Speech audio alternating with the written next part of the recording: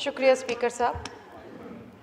سر میں ایک ایسے اہم ایشو کے بارے میں سر بات کرنا چاہتی ہوں جس کے اوپر پچھلے دنوں میں نے اس ایوان میں ایک انتہائی محترم، انتہائی سینئر اور انتہائی معتبر رکن کو اس پہ تقریر کرتے ہوئے سنا. سر چونکہ وہ جوائنٹ سیشن تھا اور اس میں ہمیں جواب دینے کا موقع نہیں ملا، اس لیے کوشش کر کے آج آپ کی بڑی مہربانی کہ آپ نے موقع دیا ہے. سر میں بات کرنا چاہتی ہوں اس ملک کی کم عمر بچیوں کا جن کی کم عمری میں شادی کر دی جاتی ہے، اور جس کے اوپر اس ایوان نے بڑی جد و جہد کر کے، بڑی ڈیلیبریشنز کر کے اور بہت ہی تکلیف دہ پروسیسز سے گزر کے قانون سازی کی. سر اس ملک کی جو بچیاں ہیں نا، وہ کبھی غربت کے شکار کی وجہ سے کم عمری میں ان کی شادیاں کر دی جاتی ہیں، کبھی والدین بوجھ سمجھتے ہیں، پال نہیں سکتے تو ان کی شادیاں کر دی جاتی ہیں، کبھی ان کو پیسوں کے عوض بیچ کے کسی بڑی عمر کے مرد سے شادی کر دی جاتی ہے. سر اس ایوان نے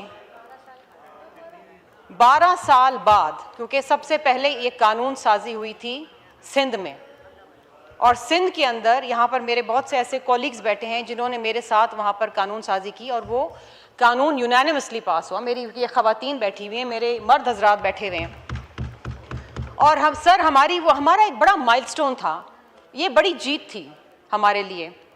سر پھر اس ایوان کے اندر مختلف لوگوں نے مختلف ادوار میں کوشش کی، جد و جہد کی، لیکن قانون پاس نہیں ہو سکا.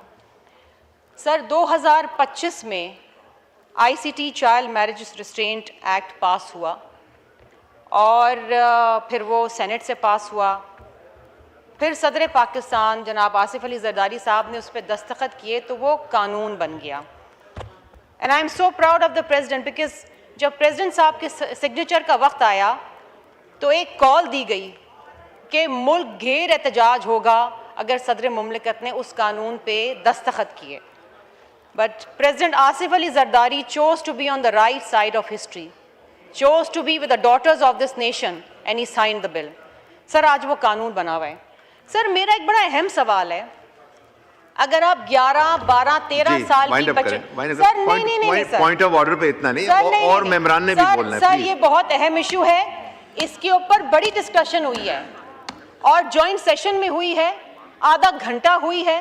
سر مجھے جواب دینا ہے، کیونکہ نہ صرف میں اس قانون کی بانی ہوں، میرے ساتھ یہ پورا ایوان اس کا کسٹوڈین ہے.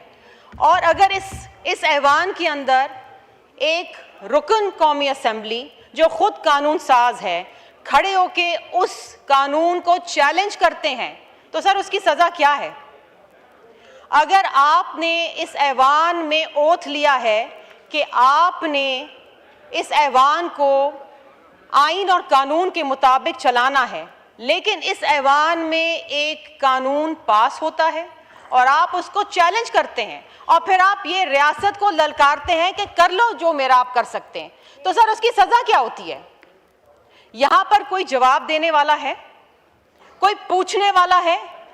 یا یہ کہہ کر، یہ سن کر کہ جی یہ شرعی معاملہ ہے، یہ اسلامی نہیں، یہ شرعی معاملہ نہیں ہے، یہ اسلامی معاملہ نہیں ہے. شکریہ. مبارک زیب صاحب.